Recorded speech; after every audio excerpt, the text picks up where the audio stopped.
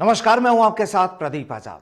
हिंदुस्तान के सबसे बड़े सूबे यूपी में आज से चुनावी बिगुल बज चुका है। दरअसल बिगुल की आवाज तो काफी पहले से ही सुनाई दे रही थी, लेकिन आज पहले चरण का मतदान हो चुका है। अब इसे यूं समझें कि उत्तर प्रदेश विधानसभा चुनाव में पश्चिम के 11 जिलों की 58 सीटों पर पहले चरण का मतदान आज पूरा हो चुका है। यूपी के नोएडा, गाजियाबाद, हापुड़, मेरठ, मुजफ्फरनगर, शामली, बागपत, अलीगढ़, मथुरा, आगरा और बुलंदशहर में आज वोटिंग हुई और इन विधानसभा की 58 सीटों पर चुनाव लड़ रहे उम्मीदवारों की तकदीर को जनता ने ईवीएम में कैद कर दिया। लेकिन यहां सवाल यह नहीं कि उन उम्मीदवारों का क्या होगा, सवाल यह कि इस पहले चरण के मतदान से पहले इन इलाकों में कांग्रेस के जिन स्टार प्रचारकों ने अपना पसीना बहाया, उनका रिपोर्ट कार्ड कैसा होगा। चलिए सीधे मुद्दे पर आते हैं और बात करते हैं राजस्थान के कांग्रेसी स्टार प्रचारकों की।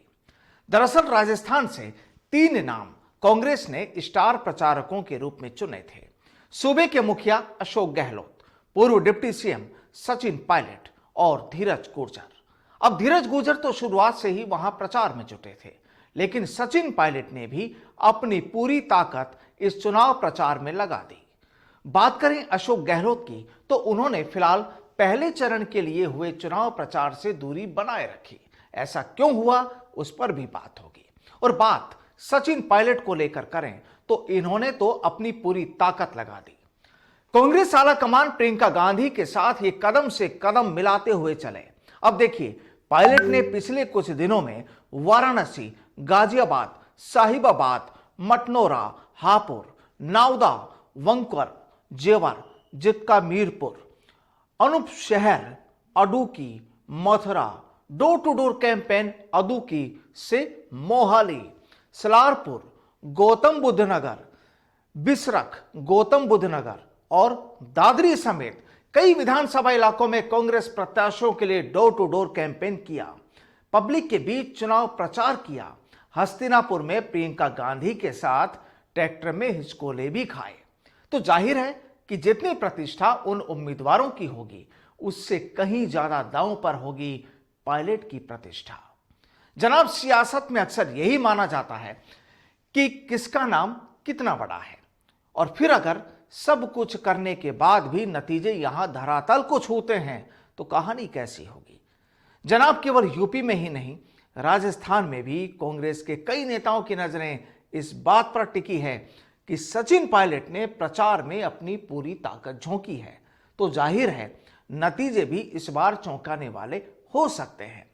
तो क्या इस बार यह माना जाए कि कम से कम जिन इलाकों में पायलट ने कांग्रेस प्रत्याशियों के समर्थन में पसीना बहाया है, वहां के नतीजे कांग्रेस के हाथ में होंगे।